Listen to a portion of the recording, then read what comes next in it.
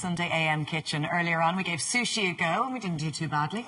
Pretty good, actually. Things are getting a bit more complex, though. Yep, author of Japanese Food Made Easy, Fiona Uyema, has stayed with us. Fiona, you're up in the ante a bit here, are you? That's right. So, well, we're going to ease ourselves into it. First of all, we're going to start with a scattered sushi called Shirashi sushi.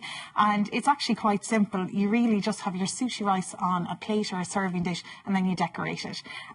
So I have some, they're really egg omelettes, but they're like a crepe because they're very thin. They're so thin. Did you make them on a pan? Exactly, on a frying pan. So just add a little less, and if you just roll them like that, they just make a really nice decoration. So they're just literally an egg omelette, one egg.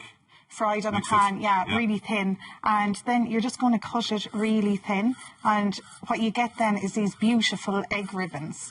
And the colour as well just goes really well against the green and the red that I'll be using as a topping. You said in the first segment that the Japanese eat with their eyes. That's right. And it's a great visual sort of thing, isn't it? I mean, look at the colours and the... It just looks so healthy. It looks cool, like, Exactly. So here's the sushi rice. Just put that. This is something now Japanese people would have for special occasions like New Year's, or, you know, if they were celebrating a birthday or something in a house. So you just have the rice, and then you decide, okay, what do I want to put in? It's actually lovely if you are entertaining at home, because you can just serve it and everyone helps themselves. I've some prawn here, just cut into little cubes. Okay. And then I have some cubed avocado. So I've kind of went with the same theme, I suppose, in how I've cut everything. And some peppers, red and orange. Now, you could actually use raw fish. I meant to say that the last time. Like, a lot of people are a little apprehensive about that. Yeah. But if you freeze raw fish and then use it after that, it does take away a lot of the worries that you might have about raw fish. Really? But in terms of what now? Tuna steak or? Yeah, exactly. Yeah. Salmon, and just source it from a really good fishmonger. And you say, like, you get a raw piece of salmon or whitefish even? Yeah. Stick it in your freezer? Yes. Defrost it? Exactly, and you can eat it. You don't have to add any kind of ingredient? Or preservative or anything? No, you can just eat it like that, as long as it's been sourced from a reliable fishmonger and you've told them that you want sushi grade fish. Then once it's really fresh, it's fine to eat like that. It's absolutely delicious. And if you do get food poisoning, all legal correspondence to Fiona Uyema. But do you pay over the odds for sushi grade fish? Not particularly. I mean, you know, it's not really cheap, I suppose, if you were to buy it in a supermarket, because you're going to a really good fishmonger for it, and it's probably just come off the boat. But I think I definitely recommend it because it just melts in your mouth when it's that fresh. You know, I'm just sprinkling Irish seaweed over this. Because you're not getting the seaweed like we did earlier in the nori, so that's just another way of doing it. And I've also topped it with some caviar. You know, if it was an everyday thing, you wouldn't have to go that out on it. Yeah, for breakfast. Swish he's raised. Swish. And then the egg crepes, the last thing you just add in, and that's it really. You know, you can make it as big as small as you want. How do people eat that then? Just help themselves. Yeah, it's a communal dish that you serve at the table. Side salad, really? Yeah, or just one of the dishes you'd serve at a party. Okay. Yeah. You don't need cream cracker or anything, do you? Just a bit of soy sauce. Oh, yes. My favourite. So I'll leave that over there. The first bit you told us it took 7 years to be a sushi chef. I don't know. Does it get harder from here? No, this is the hard part we're going to do. So I'm going to let you, if you remember... the last time you put the rice on the nori. So if you want to try that now, you're going to cover the whole sheet apart from the last inch. So the whole lot from here down? Yeah, so leave this strip without rice. At the top, okay. And you're patting it down as well, like before? So if you dampen your hand, the rice won't stick as much to it. He's too busy enjoying that.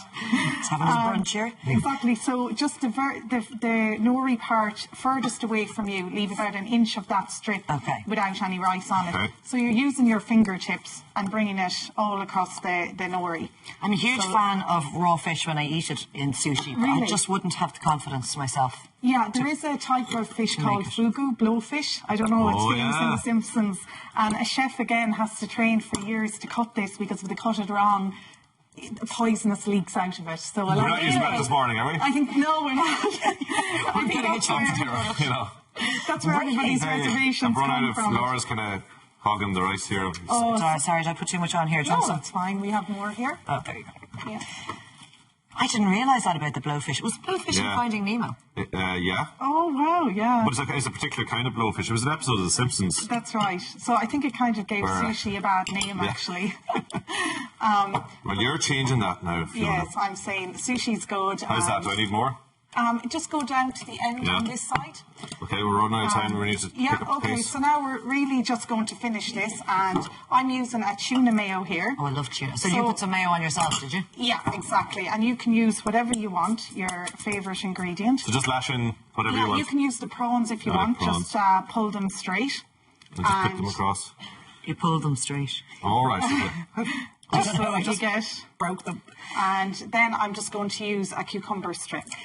Is sushi Like traditionally mango, cold, or maybe with the gyoza? Is that a Gyoza, dumplings. It's normally served at room temperature. That's the nicest. You try not to put it in the fridge, so if you can. So this, you can leave this, sitting around for 12 hours. It's got vinegar on it, so it preserves it. Put a damp tea towel over it. We're going to start rolling now, guys. So we're using the actual little mat. Yeah, so That's hold the mat like this with these two fingers. Okay, your little pincer grip. And then the rest of the fingers over you're the holding ingredients. We're not putting in soy sauce or anything? Oh, you can put that in I'll put it in afterwards. later. Okay. Right. Go on, you Are do it ready? first. We'll copy. And then you're rolling all around. Bring it down to the end. Then you use your mat Right. to form the shape. So you're to flatten firm, it but a bit. yet not squeezing it. And then with this hand, you're Firm, but pushing no it squeezing. forward. Right. So You got it? I don't know what's going to happen here. We'll just have to go with it. It's live TV, And then how do we do the other side? Then you're pulling that out. So yeah, you're pushing it forward with this Pushing hand. it forward even more. Okay. Well, great. And then you can use the mat, to form more of a shape on it. Okay. Well, guys, that's really good. Yeah. Got a bit of cucumber sticking 7 out. years. Doesn't take 7 years. So really, And then that's what you're looking You're for. cutting it into little. Exactly. things for So your normally lunchbox I then. leave it a few minutes for the seaweed to settle into the rice, and then you can use your mat to actually the threads on that to. So show cut us it. finished product then. So finished product, you get 8 Leave it a few pieces minutes. out Look of at that that. roll. Isn't that just Yeah. a picture So of it really. pretty little thing? Isn't it? Thank you. I'm going to wait until we cut these. And we just put it up there for people at home to see. So you can go as simplistic as you like, a little bit of tuna and cucumber, or you can put everything in. Kitchen sink. Up to you. Absolutely. Yours. Yeah, you can decide. Fiona, pleasure having you in Great, this morning. good to I've have really you. enjoyed this. 7 years of training in 12 minutes. 12 and a half minutes. Love it.